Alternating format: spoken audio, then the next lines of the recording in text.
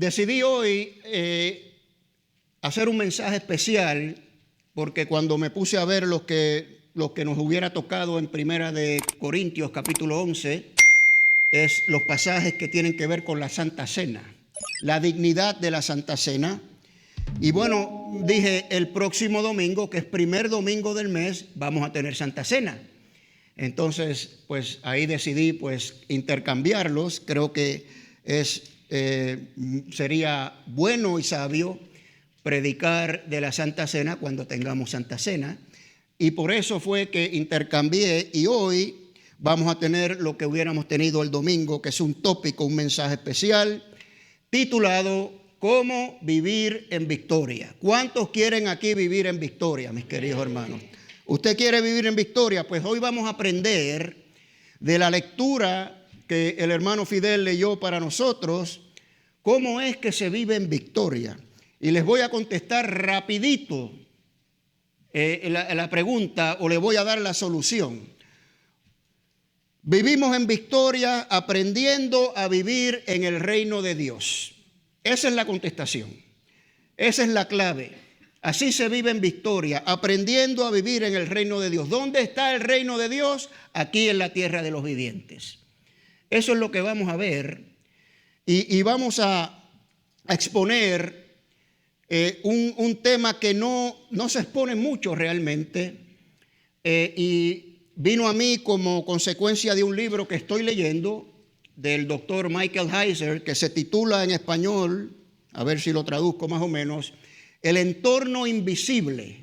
El entorno invisible, y el tema del libro es recapturando el aspecto sobrenatural que hay en la palabra de Dios. Tendemos a olvidarnos que hay un mundo espiritual que es tan real, como hemos dicho muchas veces, como el mundo físico. Igualito, la realidad espiritual no se difiere de la realidad material y física. Hay principados, potestades, huestes malos y buenos en lugares celestiales. Y la Biblia, la palabra de Dios, captura eso muy bien, pero nosotros tendemos a no enfocarnos quizás tanto en eso. Bueno, para vivir en victoria tenemos que por necesidad enfocarnos en ese aspecto sobrenatural de la palabra de Dios. Y lo que vamos a hacer es, vamos a hablar del ministerio del Señor Jesucristo, por lo menos en sus comienzos, y ver cómo ese enfoque sobrenatural está proyectado ahí, y cómo en el comienzo de su ministerio se amplifica este aspecto sobrenatural de la palabra de Dios, ¿no? Ahora, en cuanto al ministerio del Señor Jesucristo, podemos decir muchas cosas. Podemos decir que Él vino a llamar a pecadores al arrepentimiento, dice la Escritura, ¿no es así? Dice que vino a rescatar lo que se había perdido, que ese es precisamente el enfoque que le vamos a dar hoy. ¿Qué es lo que se había perdido, verdad? Dice que vino a dar su vida por el rescate de muchos. En fin, usted le puede dar un montón de descripciones a la misión y el propósito del Señor Jesucristo. Para que tengan vida y vida en abundancia. Y si usted vive en victoria, eso es lo que va a suceder. Ese es el resultado de vivir en victoria, ¿no? Ahora, una importante que vamos a añadir a todas estas descripciones de la misión y el ministerio del Señor, la encontramos en Hebreos 2:14. Nos dice: así que por cuanto los hijos participaron de carne y sangre, Él también participó de lo mismo para destruir por medio de la muerte al que tenía el imperio de la muerte. Ahí usted ve claramente un aspecto sobrenatural del ministerio y la misión de nuestro Señor Jesucristo. O sea, Él vino a salvar a los de carne y sangre, pues tuvo que venir en forma de carne y sangre, igual que nosotros.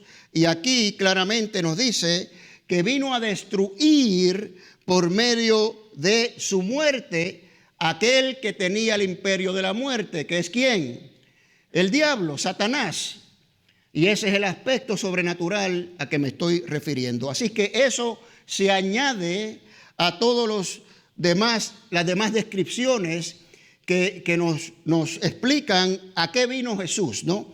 Ahora, usted no puede desconectar una descripción de otras. Todas están conectadas, incluyendo esta de aspecto sobrenatural, ¿no? Ahora, vamos a hablar un poquito entonces del comienzo del ministerio del Señor Jesucristo. Y aquí va a haber un preámbulo un poquito largo para después aprender o exponer las lecciones y las aplicaciones a nosotros. Y me tiene que seguir. Así que mantenga sus oídos espirituales abiertos y su corazón, por favor. Es bien importante que entendamos esto que vamos a exponer para aplicarlos en forma práctica a nuestras vidas. ¿Amén? Ok. Pues vamos a comenzar con el comienzo del ministerio del Señor. Hay varios pasajes que pude haber escogido. Escogí Marcos, capítulo 1, versículos 9 al 11, que nos dice: aconteció en aquellos días que Jesús vino de Nazaret de Galilea y fue bautizado por Juan el Bautista, ¿verdad?, en el Jordán. Y luego, cuando subía del agua, esta frase es bien importante, vio abrirse los cielos, otra cosa importante, y al Espíritu Santo como paloma. No fue una paloma, hermanos, fue algo como paloma, una forma de paloma que descendía sobre él, y vino una voz de los cielos que decía: tú eres mi Hijo amado, otra frase importante, en ti tengo complacencia. Cuando usted lee esto, ¿qué piensa usted? ¿Qué se le viene a la mente? Bueno, yo estoy seguro, si usted es igual que yo, que lo ha leído innumerables veces y lo lee como algo literal, que fue literal, así mismo sucedió. Lo lee como un hecho histórico, pero en realidad, si lo leemos en forma superficial, no vemos que esto tiene un impacto tremendo en Israel en ese momento. No vemos algo como, digamos, la resurrección de Lázaro, la crucifixión de Jesús, que tuvieron un impacto extraordinario. Esto fue simplemente un evento que tenía que suceder y lo leemos de esa manera. Bueno, yo voy a someter que no es así. Este fue un evento que tuvo un impacto increíble, un impacto extraordinario, quizás no en el mundo físico, pero sí en el mundo de las tinieblas, se los garantizo. Puso a temblar al mundo sobrenatural. En ese lugar donde habitan los huestes de maldad, que nos dice la Escritura, este evento los puso a correr y a temblar de miedo, se los garantizo. ¿Por qué? Porque el Señor vino a reclamar lo que se había perdido, lo que le pertenecía a Él. Como dije, esto es una de muchas descripciones que todas están conectadas del propósito y misión del Señor. Y eso que Él vino a reclamar es el reino de Dios. El reino de Dios que fue usurpado por Satanás y sus demonios. Y por eso fue que estremeció al mundo de las tinieblas cuando ocurre este evento. Y el Señor Jesucristo dice que yo vine a reclamar lo que se había perdido. Pues se había perdido el reino de Dios aquí en la tierra de los vivientes, porque el reino de este mundo le pertenecía a Satanás. Y note que estoy hablando en pasado, ¿ok? Bueno, entonces, otra cosita que podemos entender de esto es que cuando el Señor viene a reclamar lo que se había perdido para Él, la Escritura nos dice en Romanos 8 que por medio del Espíritu Santo nosotros podemos clamar Abba Padre, ¿verdad? Y somos hijos de Dios. Y podemos clamar Abba Padre, y si somos hijos, dice Romanos 8, somos herederos. Y si somos herederos, somos coherederos de Cristo, que es el heredero principal. Ese versículo hemos dicho muchas veces. Así que escuche bien, si Él vino a reclamar lo que es suyo también es de nosotros. Nosotros somos coherederos de lo que es suyo. Así que nosotros jugamos un papel muy importante en esta reclamación, ¿verdad? Para que usted vaya entendiendo. Bueno, pues eso es una de las cosas principales que tenemos que entender. Lo otro es, vamos a hablar un poquito de cómo se preparó el camino para que Él viniera. Y esto lo tenemos en el Evangelio de Juan, capítulo 1, versículos 22 al 23. Y sucede que Juan el Bautista está bautizando en el Jordán y está bautizando el bautismo del arrepentimiento. ¿Por qué? Porque viene el rey a reclamar su reino y tenemos que estar limpios, tenemos que estar arrepentidos de nuestros pecados para recibir al rey, y no es diferente a lo que hacemos hoy en día, ¿ok?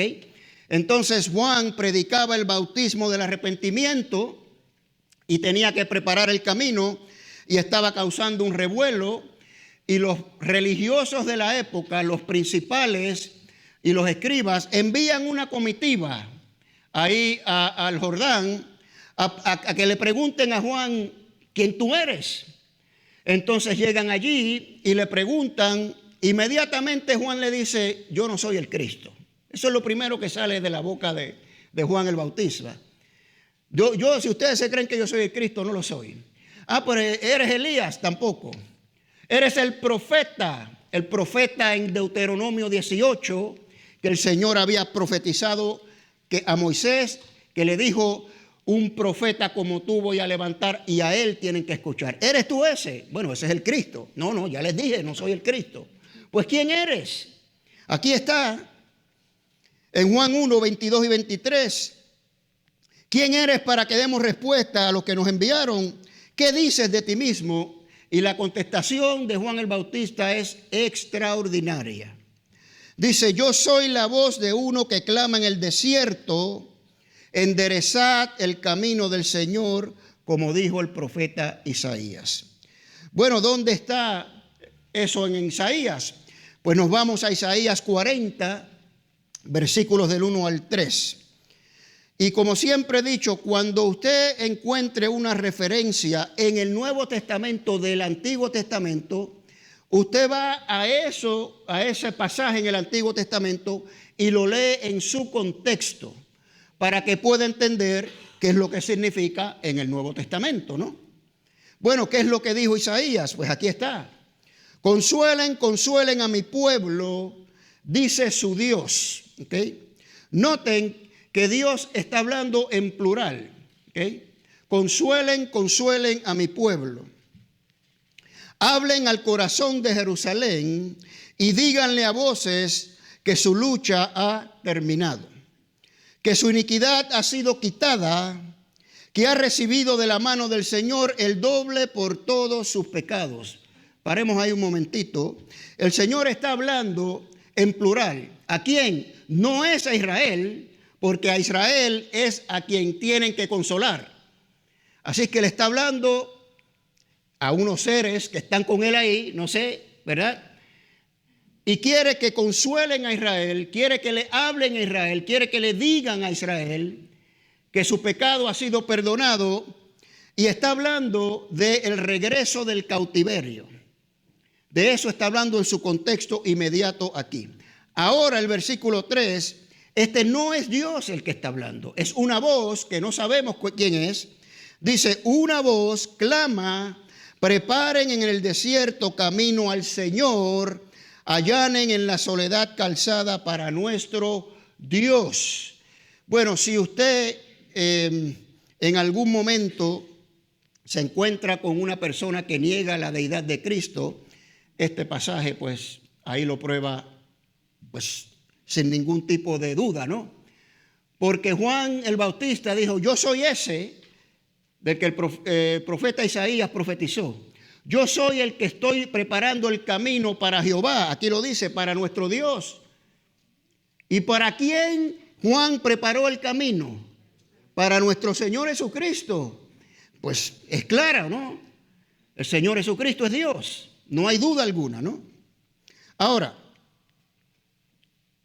la frase de aquí de a mi pueblo es importante entender a qué se refiere, porque nosotros sabemos de la revelación recibida en el Nuevo Testamento que no había sido recibida todavía en el Antiguo. Recuerden que Dios se revela progresivamente, ni los mismos profetas, dice la Escritura, entendían muchas cosas, pero del Nuevo Testamento, de esa revelación, sabemos que Dios tiene un solo pueblo, un solo pueblo. Entonces, ¿a qué se refiere? Bueno, aunque en el contexto inmediato ahí de Isaías se está refiriendo al regreso del cautiverio de Judá, ¿verdad? Del reino del sur que fueron llevados a Babilonia por 70 años, y el reino del sur era solamente 2 tribus y algunos levitas que se habían pasado al reino del sur, ¿no? Pero no se refiere mi pueblo exclusivamente limitados a esas tribus. Se refiere a todo el pueblo de Dios. Y se lo voy a demostrar con la Escritura. Jeremías 29:14 es otra profecía del regreso de la cautividad.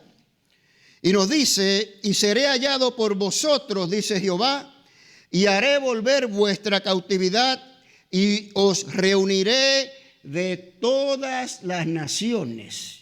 De todas. Escuche bien. Y de todos los lugares a donde os arrojé, dice Jehová, y os haré volver al lugar donde os hice llevar. Aquí entonces se nota que el regreso de la cautividad de Israel y esta profecía es para todas las tribus de Israel. Viene el Señor, viene a recoger a su pueblo. ¿Cuándo? Con el Señor Jesucristo. La profecía que se cumple en su contexto inmediato cuando Israel llegó de la cautividad después de 70 años es una sombra, es un botón de prueba de algo mucho más maravilloso que ocurriría 700 años después de Isaías. Y es que Dios viene a establecer su reino, que es lo mismo que decir a reunir a su pueblo. ¿Y dónde está esto? Pues mira, aquí en Gálatas capítulo 3, versículos 27 al 29. Aquí viene la nueva revelación que no tenían los profetas del Antiguo Testamento y que fue un problema tremendo para los judíos.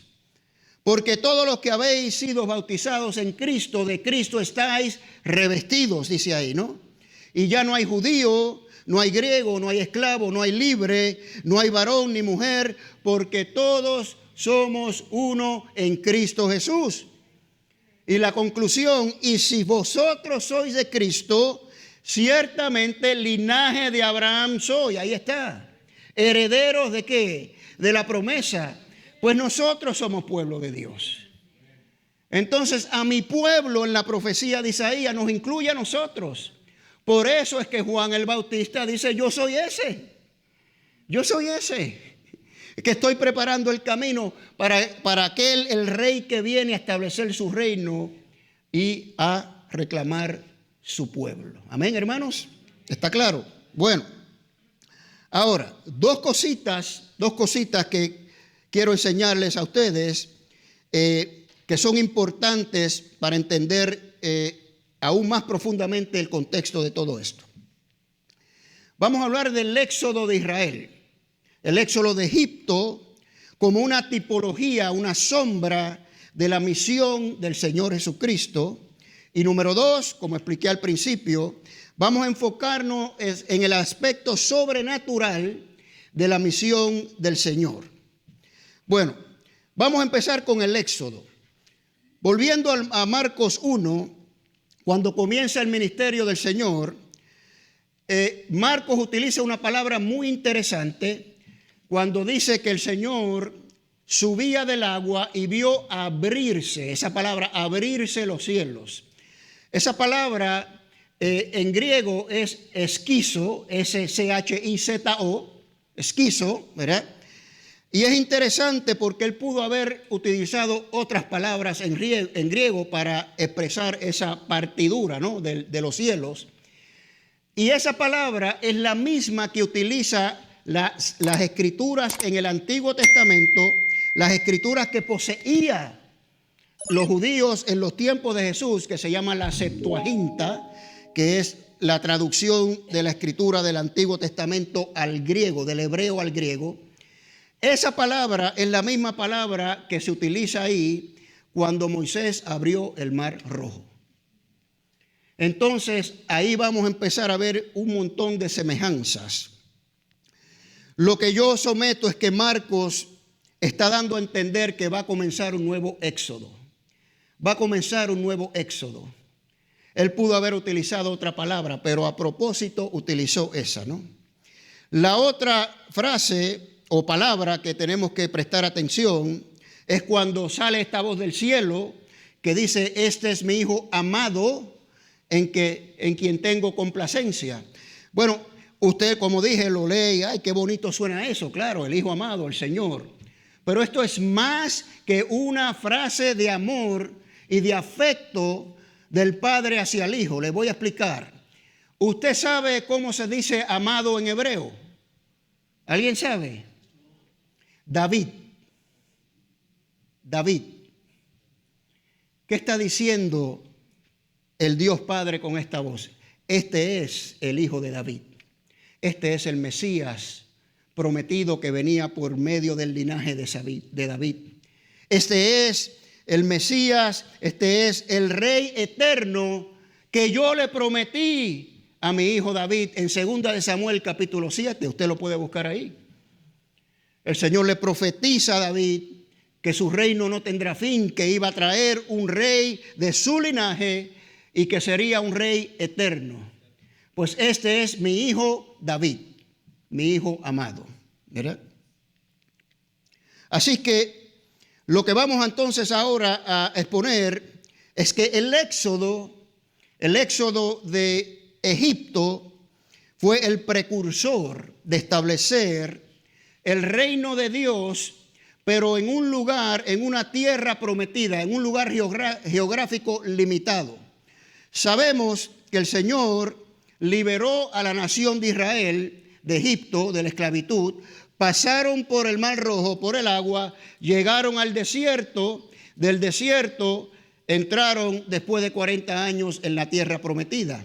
Esa tierra prometida le pertenecía a Dios, se los voy a explicar en unos minutos. Esa tierra prometida era heredad de Dios, como lo era el pueblo de Israel.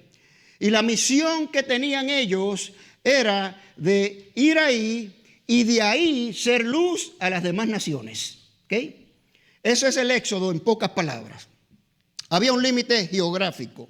Ahora, ¿qué leímos en el bautismo de Jesús? Al igual que Israel, Jesús sale del agua, dice subía del agua. El pueblo de Israel pasó por las aguas, ¿ok?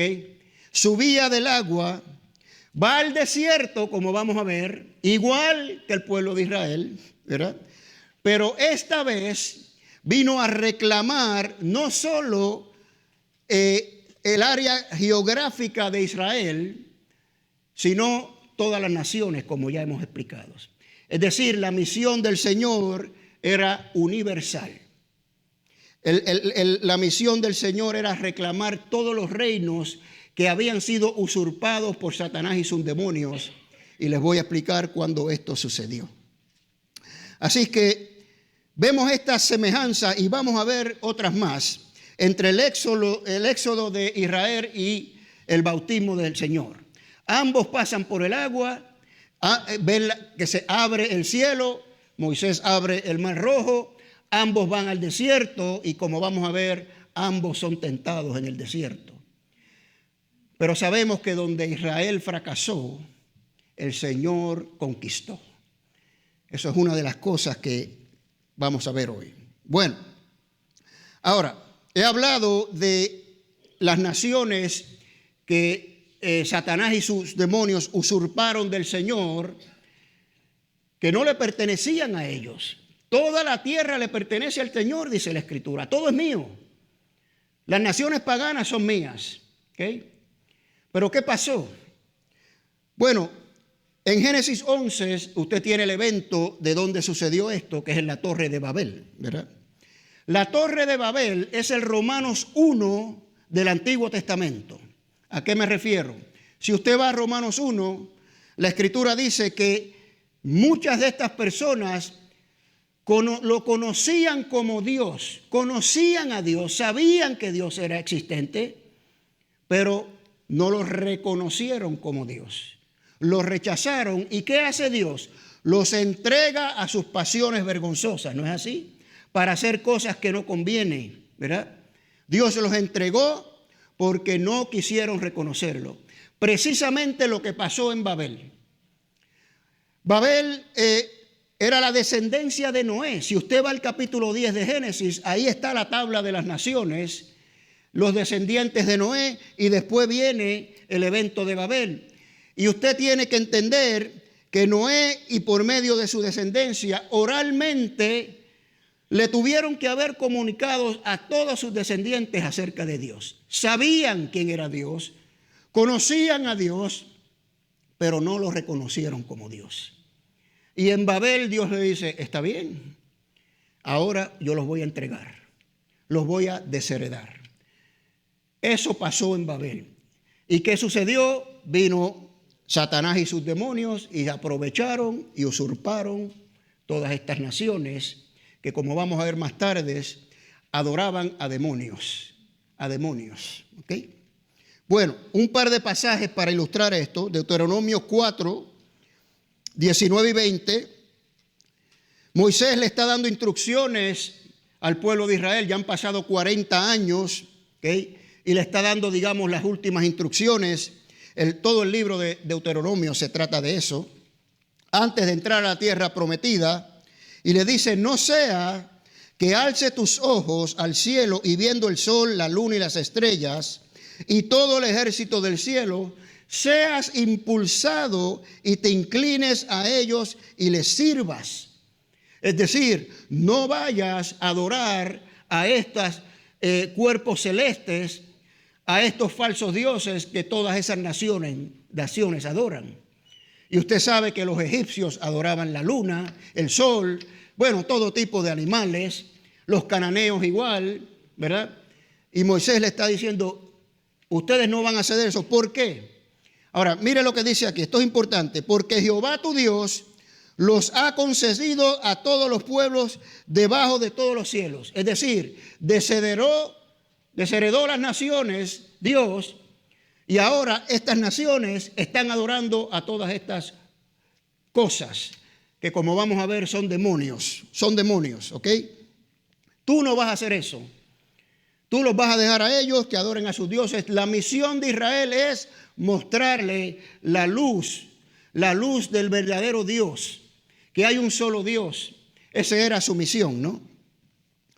Y Deuteronomio 32, que es un capítulo extraordinario, recomiendo que se lo lean completo, versículos 8 y 9, de la Nueva Traducción Viviente, porque captura un poco mejor el contexto. Dice, cuando el Altísimo, escuche bien, asignó territorios a las naciones, ¿okay? Cuando dividió la raza humana, ¿en dónde? En Babel, ¿verdad? ¿Okay? Fijó los límites de los pueblos según el número de su corte celestial. Bueno, esto hay una teoría de que el Dios tiene un concilio, una corte celestial, y hay un número fijo, y a cada uno le tocó una de estas naciones. Eso es una teoría teológica, ¿no? Pero no vamos a entrar en eso. El punto es que él desheredó las naciones, las entregó, ¿verdad? Y dice el versículo 9, pues el pueblo de Israel pertenece al Señor. Es decir, todas estas naciones fueron desheredadas, pero Israel es mi pueblo, es mi heredad. Israel es heredad de Dios. Jacob, Israel, es su posesión más preciada. Así que Israel le pertenece a Dios y todas las demás naciones fueron desheredadas por Dios, ¿no? Ok. Volvemos al comienzo del ministerio del Señor y su enfoque sobrenatural. Y vamos a dar más semejanzas al Éxodo. El paso de Jesús por el desierto es el comienzo de una batalla feroz entre el bien y el mal. El mundo espiritual, el mundo de las tinieblas, está completamente en estos momentos alborotados, pero no se iban a rendir fácilmente. De hecho, puedo decir, hasta hoy en día, eso es así, porque el enemigo no descansa. Siempre están dando como león rugiente, buscando a quien devorar, porque sabe que le queda poco tiempo. Y no se va a rendir. ¿Por qué? Porque ya perdió la batalla y lo que quiere hacer es llevarse a los más posibles con él. Esa es toda la misión de Satanás. Así que el ministerio del Señor, el comienzo del ministerio del Señor, desata una batalla tremenda en el mundo de las tinieblas. Por ahí uno dijo, comienza tan rápido que a Jesús no le dio tiempo ni a secarse cuando salió del agua, ¿verdad? No tuvo ni tiempo de secarse, ¿verdad? Bueno, si vemos un poquito también la traducción judía, el desierto es lugar de demonios. El desierto es lugar de demonios. Hay escritos extrabíblicos judíos que apuntan a este hecho. Y de hecho, en la misma escritura podemos encontrar prueba de esto. ¿Dónde lo encontramos? Bueno, en Levítico 16:10. Está describiendo ahí la fecha más solemne que hay en el calendario judío, que es el día de la expiación, el Yom Kippur, donde se expiaban por los pecados del pueblo. Y el sacerdote Aarón aquí pues tenía que primero sacrificar un becerro por él y su casa para expiar por sus pecados. Entraba al lugar santísimo del templo, rociaba la sangre en el arca del pacto, salía, ¿ok? Entonces traían estos dos machos cabríos y se echaba suerte, ¿verdad? Se echaba suerte. Aquí está la descripción. Mas el macho cabrío sobre el cual cayere la suerte por Azazel, lo presentará vivo delante de Jehová para hacer la reconciliación sobre él, para enviarlo a Azazel al desierto. Este Azazel es un nombre propio, no es una cosa, es un nombre propio, es un demonio, ¿ok? Para ponérselo en pocas palabras. Entonces, al que le tocaba la suerte para Azazel, lo dejaban vivo, y para Jehová lo sacrificaban. Volvía el sacerdote Aarón a entrar al lugar santísimo una vez al año nada más, ¿okay? No podía entrar más ningún hombre ahí. Rociaba la sangre, expiaba por el pecado del pueblo, salía, imponía sus manos sobre el otro macho cabrío, le pasaba simbólicamente los pecados del pueblo a ese animal y lo enviaban al desierto, al demonio. Y la tradición dice que lo empujaban por un barranco para que no regresara, ¿no? Y en los famosos rollos del Mar Muerto, que fueron escritos, que se encontraron a mediados del siglo pasado, se encontraron más de 200 fragmentos y manuscritos. Y tiene todos los libros del Antiguo Testamento, por lo menos fragmentos de ellos, creo que excepto el libro de Estel, y un montón de escritos judíos extrabíblicos. En esos rollos está descrito a Azazel como el demonio que se reveló en Génesis 6, cuando los hijos de Dios, ángeles, ¿verdad?, que se rebelaron, vinieron y tomaron a las mujeres de los hombres como esposas y produjeron gigantes. Hay escritos extrabíblicos judíos que nombran específicamente a Azazel como el demonio principal de esa rebelión. ¿Okay? Ahora, entendiendo esto, nos hacemos la pregunta ahora, ¿por qué Jesús fue llevado al desierto? Bueno, el comienzo del ministerio del Señor, como dije, marca un nuevo éxodo, un nuevo éxodo. En el Antiguo Testamento, si usted va a Éxodo capítulo 4, Israel es llamado hijo de Dios. El Señor le dice a Moisés, ve y dile a Faraón, deja ir a mi hijo. ¿Y dónde va Israel? Pasando por las aguas al desierto. Ahora tenemos otro hijo, si me permite la expresión, el verdadero hijo, el verdadero Israel, ¿okay? También pasando por las aguas, subiendo de las aguas, yendo al desierto. Pero Israel en el desierto, ¿qué le pasó, mis queridos hermanos? ¿Qué le pasó a Israel en el desierto? Fracasó totalmente, fue seducido por los demonios. Todas estas cosas que usted ve en el Éxodo, empezando en el becerro de oro, todas las quejas, todos los lamentos y las tentaciones que vamos a hablar un poquito más tarde, esto fue influencia demoníaca, opresión demoníaca al pueblo de Israel. Y se dejaron oprimir y fracasaron rotundamente en su misión. Mire lo que dice Deuteronomio 32, 16 y 17. Escuche bien. Esto es Moisés hablándole al pueblo. Esto no ha sucedido todavía. Es una profecía. Ya se sabía que Israel iba a fracasar. Moisés le dice, le despertaron a celos con los dioses ajenos, lo provocaron a ira con abominaciones, sacrificaron a los ¿qué? A los demonios. Ahora mire lo que viene después. No a Dios, a dioses que no habían conocido. Es decir, estos dioses paganos son demonios. Son demonios, ¿no? Ahora, Jesús, después de pasar por el agua, se dirige al desierto, pero en donde Israel falló, el Mesías conquistó. El Mesías conquistó. Jesús ayunó durante 40 días. Israel estuvo en el desierto 40 años. Un año por día. Y esto lo hemos visto en otras aplicaciones en la Escritura. Usted lo puede buscar, yo se lo doy de tarea. Hubo otro evento que el Señor dijo, un año por día. ¿Ok? Se lo doy de tarea para que lo busque, ¿no? Jesús enfrentó la tentación en el desierto. Fueron 3 tentaciones, como hemos leído, y las resumimos en estas 3 descripciones. Número 1, la tentación de no confiar en la palabra de Dios. Número 2, la tentación de poner a prueba a Dios. Y número 3, la tentación de adorar a otros dioses. Eso fue lo que leímos en la lectura de hoy.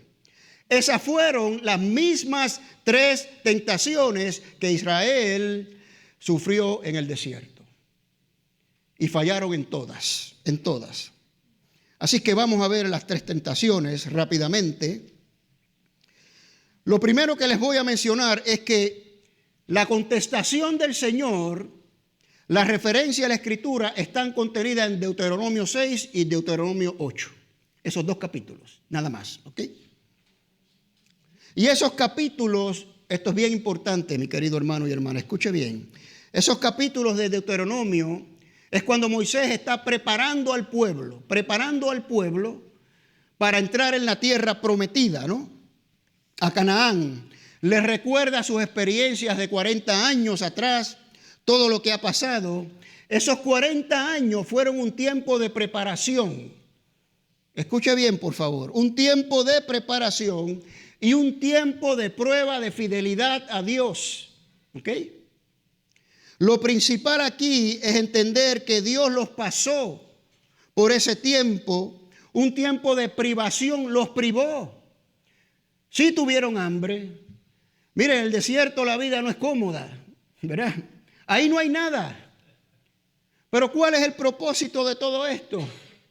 Precisamente para que aprendieran a depender 100% de Dios y no de los hombres. Ese fue el propósito por el cual Israel pasó por el desierto. La lección era que aprendieran a vivir dependiendo de Dios, en total obediencia a Dios. Y esa misma lección aplica para usted y para mí en el día de hoy.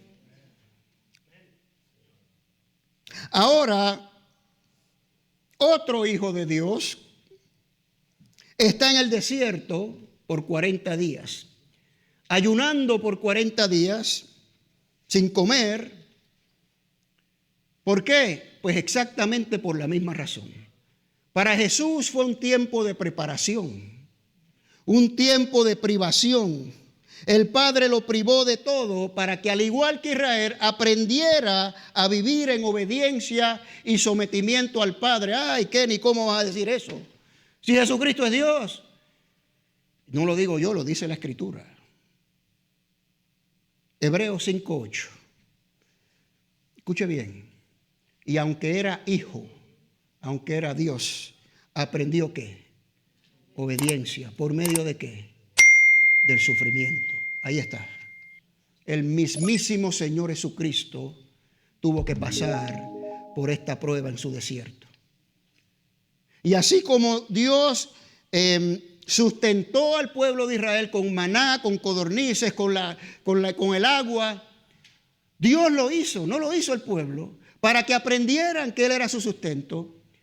Yo tengo que concluir que en esos 40 días Dios sustentó a su hijo. ¿Cómo? No sé, no nos dice la Escritura. Yo les digo, mire, yo tengo problema ayudando 1 hora. Imagínense 40 días. ¿Usted ha tratado de ayunar unos días? Imagínense 40. ¿Pero por qué? Para que aprendamos a vivir dependiendo de Dios. Y así se vive en victoria. Esa es la única manera. La historia de las tentaciones en el desierto entonces representan una, digamos, tipología, ¿verdad?, de Jesús como el verdadero Israel, el verdadero Hijo, por medio del cual el plan de redención de Dios para su pueblo y para todas las naciones, ese es el pueblo de Dios, incluye a todas las naciones, finalmente se llevaría a cabo. Y Jesús como un solo hombre logra lo que Israel como una nación entera no pudo lograr. Tentación número 1.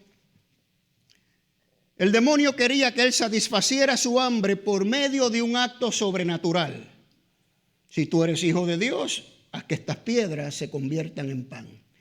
Yo les voy a decir algo, mis queridos hermanos. Tenemos que entender esto. Jesús en toda su humanidad tenía un hambre tremenda. Les garantizo que se le hacía la boca agua. Fue una tentación horrible para nuestro Señor. Pero el demonio quería que él hiciera un acto sobrenatural, probando que él era el Hijo de Dios. Ahora, si el Señor cede a esta tentación, entonces se va todo abajo. Le voy a decir por qué.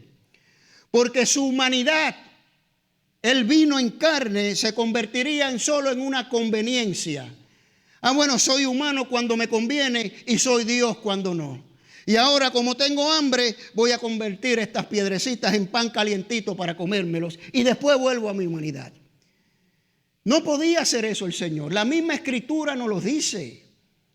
La Escritura nos dice en Filipenses 2 que se despojó de su gloria y no se aferró a ser igual a Dios, sino que tomó forma de hombre y estando en condición de hombre fue siervo y fue fiel hasta la muerte. Es más, mire Isaías 53, versículo 7. Angustiado él y afligido, no abrió su boca, como cordero fue llevado al matadero y como oveja delante de sus trasquiladores. Enmudeció y no abrió su boca. Mire, usted se acuerda cuando Pedro sacó espada y cortó oreja. ¿Qué le dijo el Señor? Mira, Pedro, guarda eso, chico. Si yo puedo llamar a 12 legiones de ángeles. Pero no lo hizo. Él era 100% humano y pasó por toda la experiencia humana y resistió la tentación siendo humano. ¿Y qué le contesta el Señor? Deuteronomios 8:3. Y lo leo completo para que usted entienda el contexto de todo esto. Moisés hablándole a Israel, y por esto pasó Jesús también. Te afligió y te hizo tener hambre, y te sustentó con maná, comida que no conocías tú, ni tus padres la habían conocido. ¿Para qué? Aquí está la clave, hermanos. Para hacerte saber que no solo de pan vive el hombre, sino de toda palabra que sale de la boca de Dios. ¿Cuántos dicen amén, hermanos? ¿Usted puede vivir así? ¿Usted o yo? Esa es la pregunta. Lo hizo pasar por esto para que aprendiera que Dios es nuestro único sustento, que Dios es nuestra roca, que Dios es el que nos guía, que Dios es el que provee todo para nosotros, que no tenemos que depender de nada ni de nadie excepto de Él. Y Jesús no cuestiona aquí la provisión de Dios y en obediencia al Padre no cede a la tentación. Segunda tentación, poner a Dios a prueba. Poner a Dios a prueba es lo mismo que tentar a Dios. Igual que tentar a Dios, es la misma cosa. Hay dos maneras de tentar a Dios. Número uno, dudando de sus promesas. Vemos a Sara, ¿verdad? Sara hizo esto, dudó de la promesa de Dios. Y ya usted sabe lo que hizo. Israel en el desierto, pues ni se diga. Si usted va a Números 14, Dios dice, me tentaron 10 veces. Y usted la puede contar una por una, ¿verdad? Israel era una constante queja, constante, lo vamos a leer un poquito más tarde aquí. Así que esa es una manera de tentar a Dios dudando, ¿será que Dios dice que Él va a proveer todo para mí? Ay, pero no lo veo. ¿Será que Dios es fiel? Eso es tentar a Dios, dudar de las promesas y la provisión de Dios, dudar de las promesas en la palabra de Dios es tentar a Dios. No tiente al Dios, no lo tiente. Eso no es vivir en victoria. Vivir en victoria es todo lo contrario. Número 2, esta la describo, este tipo de tentación a Dios la he descrito de la siguiente manera. Confiando irracionalmente en sus promesas. Porque hay un montón de promesas aquí. Y hay veces que la gente dice, bueno, Dios dice esto, y va, como decía nuestro pastor fundador Alejandro, a ponerle el pecho a las balas. Y eso es precisamente lo que el demonio quiere que Jesús haga. Esta segunda tentación lo lleva al tope del templo y le dice, si eres el Hijo de Dios, tírate por ahí. Porque la Escritura, y cita el Salmo 91, que lo tergiversa completamente, ¿verdad? Y los ángeles te van a recoger ahí abajo, poniendo a Dios a prueba, confiando irracionalmente en las promesas de Dios. Tenemos ejemplo en la Escritura. El famoso evento de los hijos del sacerdote Esceva, en Hechos 19, que veían a Pablo echando fuera demonios en el nombre de Jesús. Pues nosotros también. Nosotros somos pueblo de Israel, somos los escogidos, tenemos a Dios con nosotros, yo voy a echar fuera demonios. Y usted sabe lo que les pasó a esos 7 varones, ¿verdad? No se lo voy a explicar, búsquelo ahí, ¿verdad? A veces también nosotros vemos la Escritura y dice, hay que ir a todas las naciones a predicar el Evangelio, pues yo me voy de misionero. Pero el Señor le dijo que se fuera de misionero. A veces queremos estar en un ministerio, en la iglesia o en donde sea. El Señor lo llamó a ese ministerio. Por eso yo siempre he dicho a todos los que sirven a ti, cuente el costo, ore.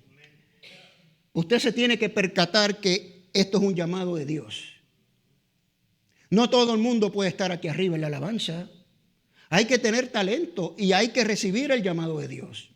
Y si usted recibe el llamado de Dios y no tiene talento, usted se tiene que ocupar de desarrollar su talento.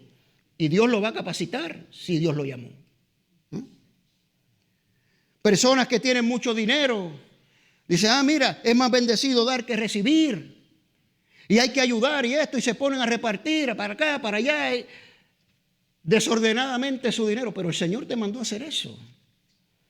Hay que tener cuidado de cómo aplicamos las promesas de Dios. No tentemos a Dios. Ahora, esta tentación sería igual que la primera si hubiera cedido, si se hubiera tirado, ¿verdad? Iba a utilizar su divinidad cuando le convenía. Ahora, me está curiosa esta tentación, se los voy a confesar, porque el Señor no necesitaba de los ángeles. Mira, el Señor se tiraba así tranquilito, ¿verdad? Y flotaba en el aire y caía tranquilito en el piso, de pie como los gatos, ¿no? No necesitaba de los ángeles.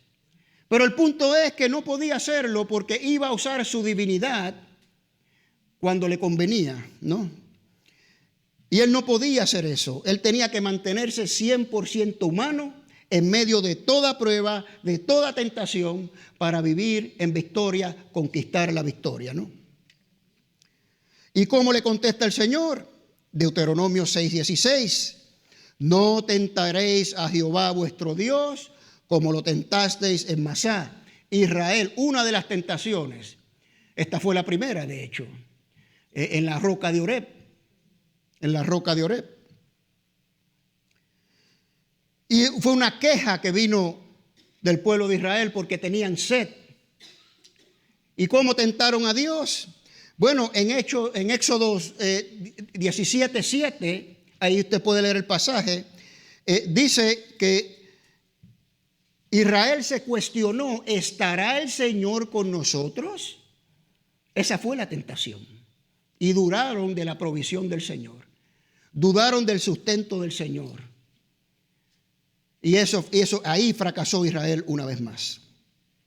Bueno, pues el Señor Jesús pasa la segunda prueba exitosamente y va a la tercera, que es la más significativa para lo que estamos tratando de exponer hoy, de vivir en victoria.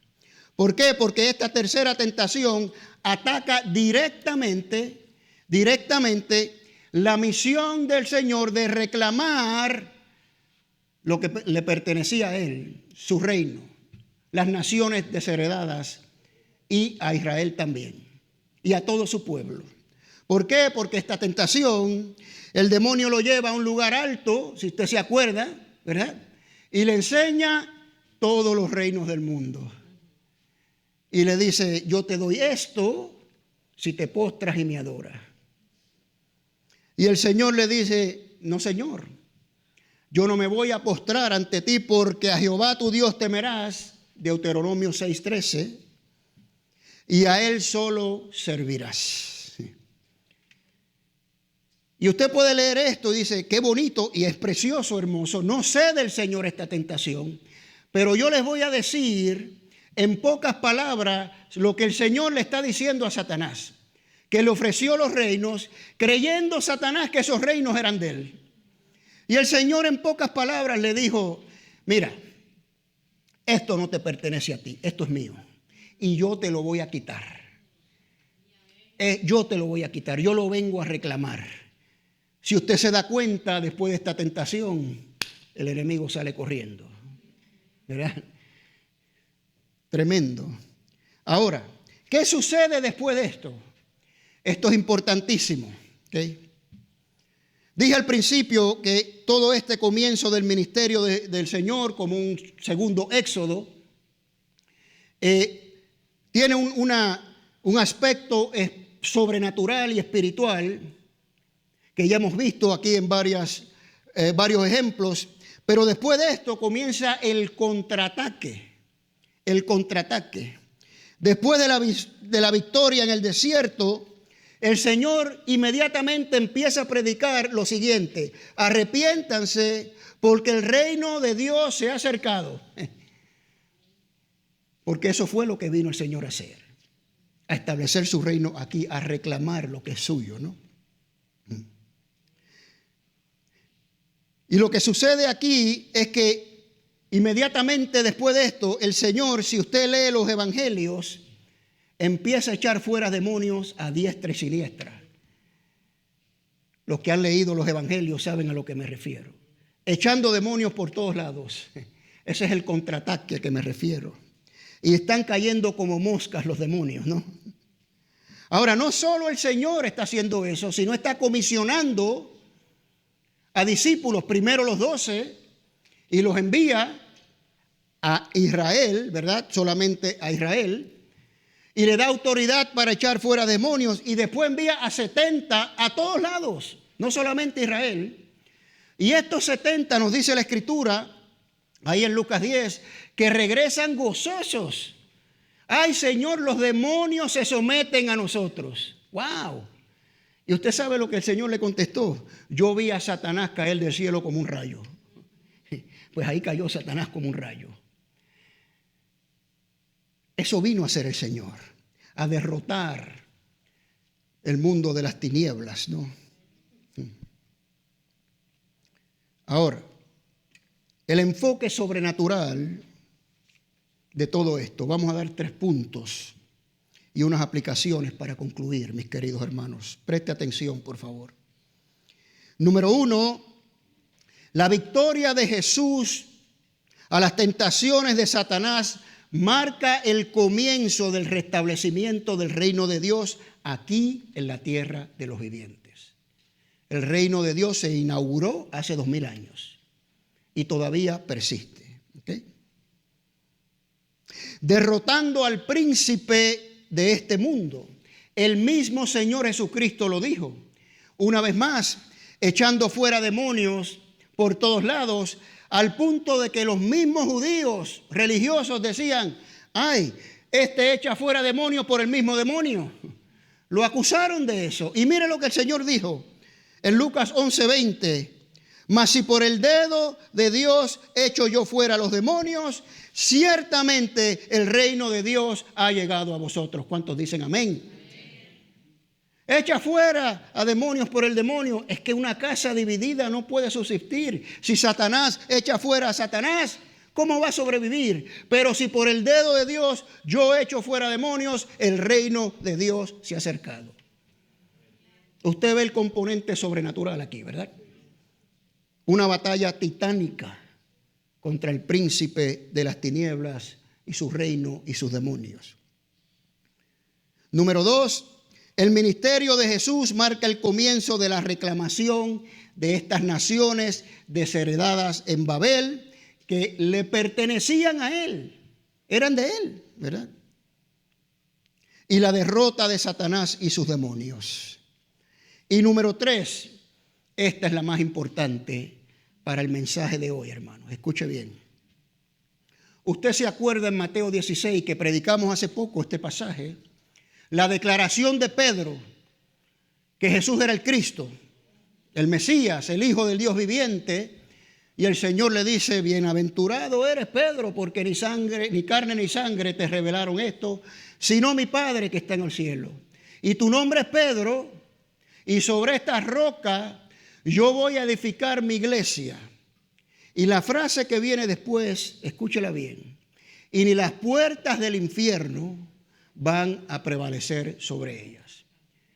Ahora, muchos de nosotros, yo incluido, leemos esta frase y entendemos que esto es una defensa para nosotros, que tenemos que defendernos del enemigo con la armadura, resistir al diablo, que todo esto es verdad, es bíblico.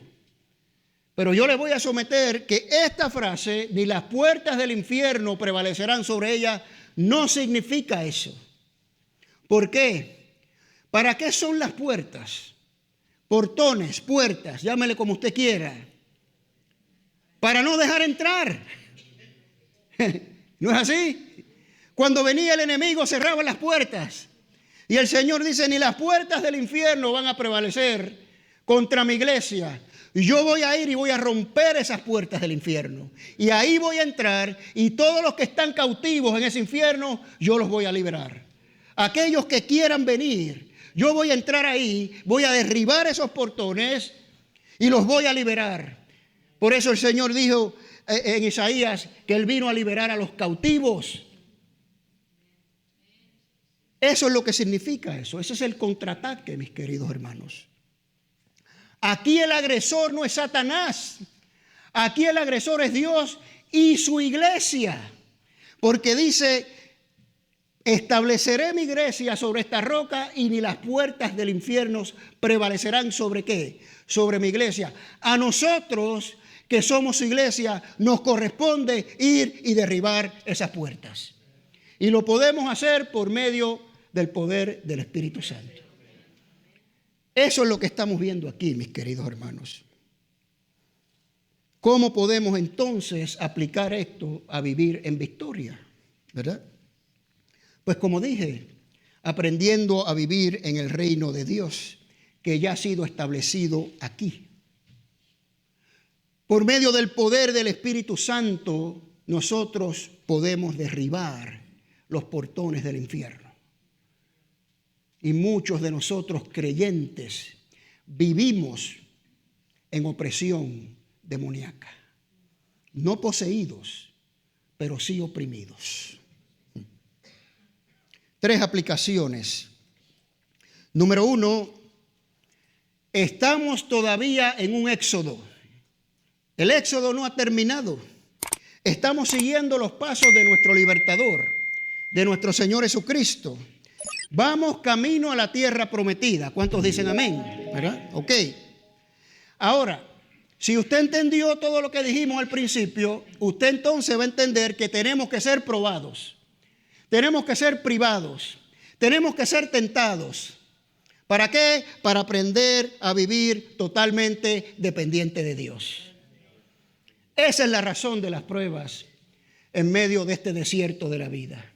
Y si usted entiende todo esto, usted lo puede aplicar a su vida y puede tener una contundente victoria sobre toda prueba, toda tentación y toda privación que hay en su vida. El rey David es un ejemplo tremendo de esto. 20 años desde que fue ungido rey hasta que finalmente tomó el reino. Y usted sabe lo que le sucedió a David en esos 20 años, ¿verdad? No lo tengo que explicar. Probado, tentado, privado, llámele como les quiera, para prepararlo para ser rey. Moisés, 40 años viviendo en un palacio, ahí en el mejor lugar, y 40 años en el desierto como pastorcillo de ovejas, siendo probado y preparado para ser el libertador del pueblo. Y así estamos nosotros, mis queridos hermanos. Estamos pasando por el desierto de la vida. Vamos a ser privados, probados, tentados. Aprendamos de nuestro maestro. Aprendamos. Número 2, somos parte de la iglesia de Dios, por tanto, no solo nos debemos defender de los ataques del enemigo, sino contraatacar con las armas que se nos ha dado. ¿Qué armas? Nos dio la espada, que es la palabra. Nos dio la oración. Dice la Escritura, porque las armas de nuestra milicia no son carnales, sino que espirituales, poderosas para la destrucción de toda fortaleza y todo argumento que se levanta contra Dios. Y todo creyente que ha puesto su fe en el Señor Jesucristo tiene esas armas. Entonces, ¿por qué no la usamos? Número 3, importantísima para vivir en victoria. Liberación. Liberación. Como dije, aunque un creyente no puede ser poseído, porque la luz y las tinieblas nada tienen que ver ninguna con la otra, pero sí la Escritura nos dice claramente que podemos ser oprimidos. Por eso la Escritura nos dice, resistid al diablo. Póngase el escudo, la armadura, la coraza de justicia para que resista todos los dardos que el enemigo lanza contra nosotros. No hay que darle lugar, dice Efesios 4. Nos acecha, anda como león rugiente. Todo eso es cierto. ¿Okay? Así que hay opresión.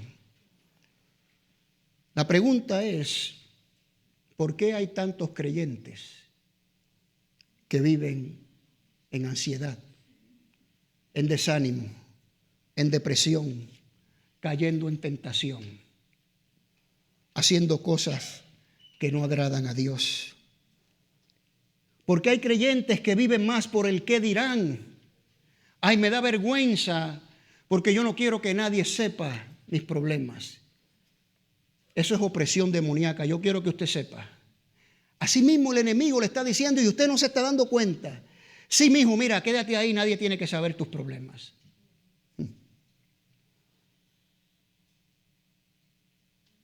Y la pregunta aquí es contestada muy fácilmente. Porque no han entendido cómo se vive en victoria. No han entendido cómo viene su liberación por medio de la verdad. ¿Qué dice la Escritura en Juan 8, 31, 32?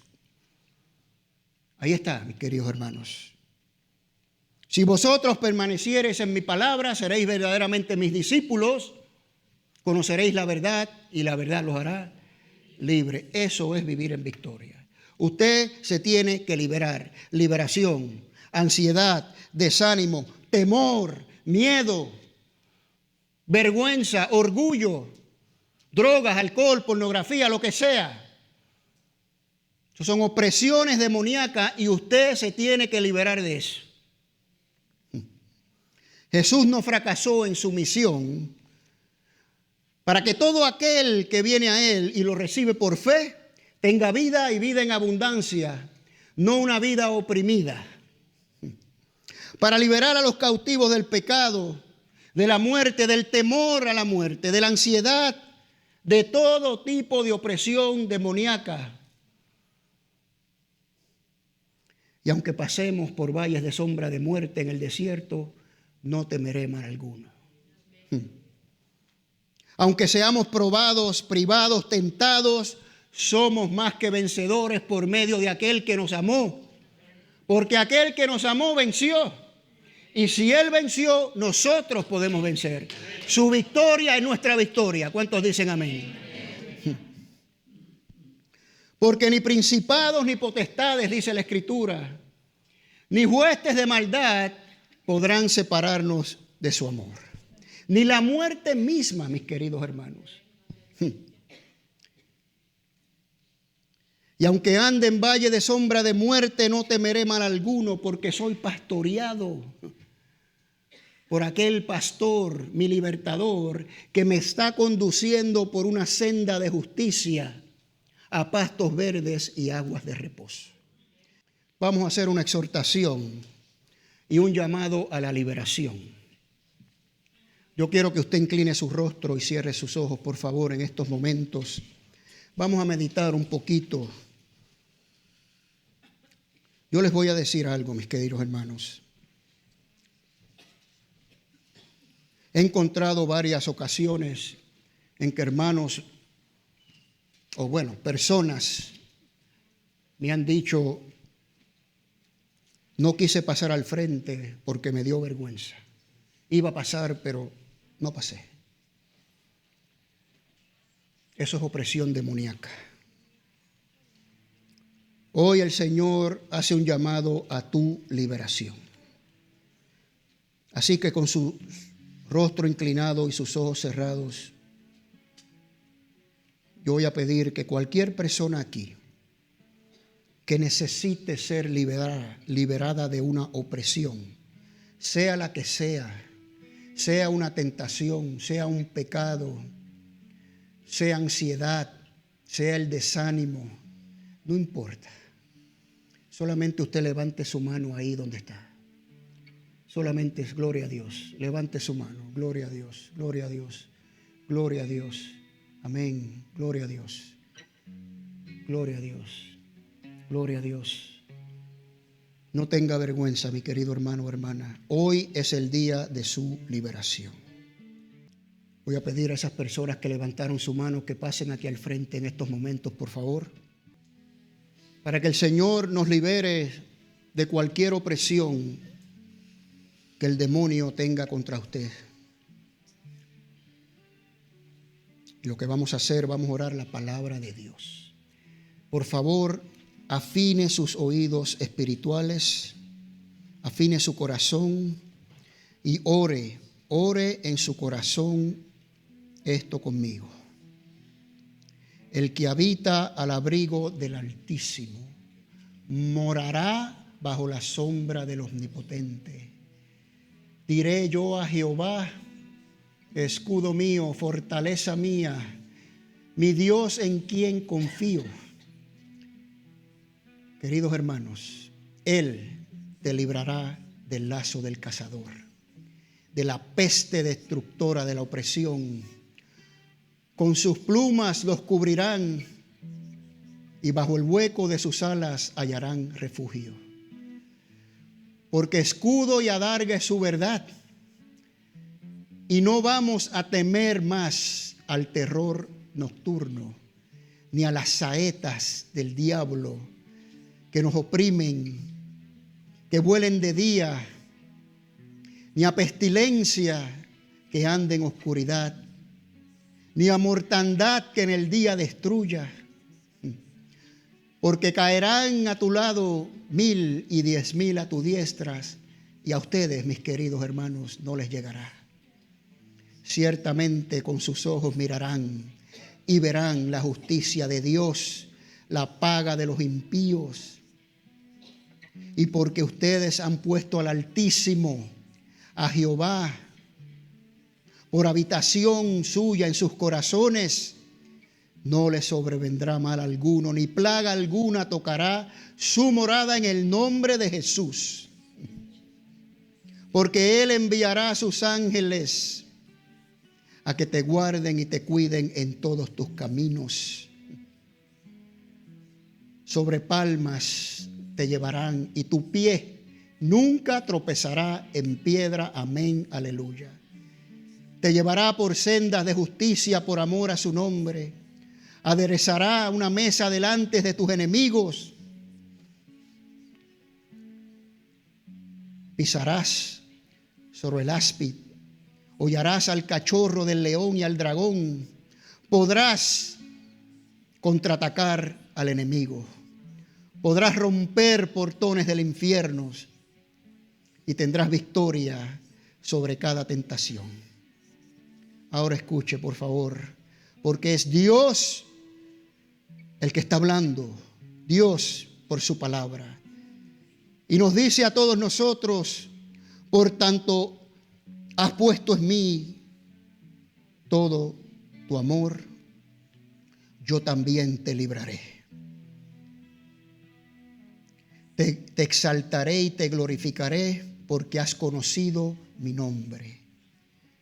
Nos dice el Señor: invócame y yo te responderé. Con ustedes estaré en la angustia y te saciaré de larga vida.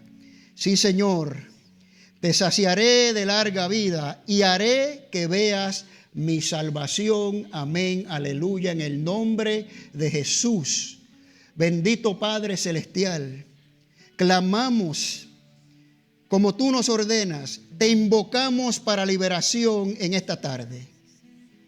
Te invocamos para que estés con nosotros en nuestras pruebas, en nuestras tentaciones, en nuestras privaciones, Señor, y nos ayudes a tener victoria sobre cada una de ellas y vivir en victoria, de triunfo en triunfo y de bendición en bendición.